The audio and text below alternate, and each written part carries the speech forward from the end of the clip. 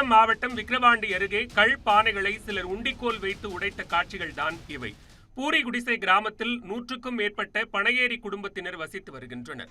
இந்நிலையில் அத்தியூர் திருக்கை கிராமத்தில் ஒரு சிலர் கலப்பட கள் விற்பனையில் ஈடுபடுவதாக குற்றச்சாட்டுகள் எழுந்தன.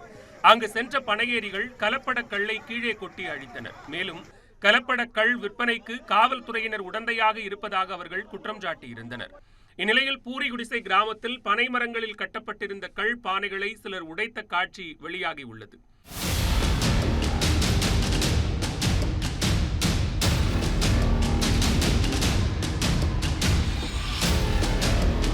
காவல்துறையினர் தான் ஆள் வைத்து கள் பானைகளை உடைத்ததாக கூறி பூரிகுடிசை பகுதியினர் நரசிங்கனூர் பகுதியில் கண்டன ஆர்ப்பாட்டத்தில் ஈடுபட்டனர். பனையேரிகள் மேல பொய் வழக்கு போட்டு ரிமாண்ட் பண்ணியிருக்காங்க போலூர் காவல் நிலையத்தில்.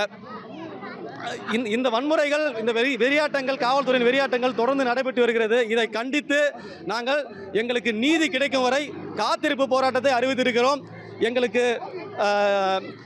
எங்கள் மீது நடத்தப்பட்ட இந்த வன்முறைக்கு எதிராக பனையேரிகள், அதாவது காவல்துறை மீது சட்டபூர்வமான நடவடிக்கை எடுக்க வேண்டும்.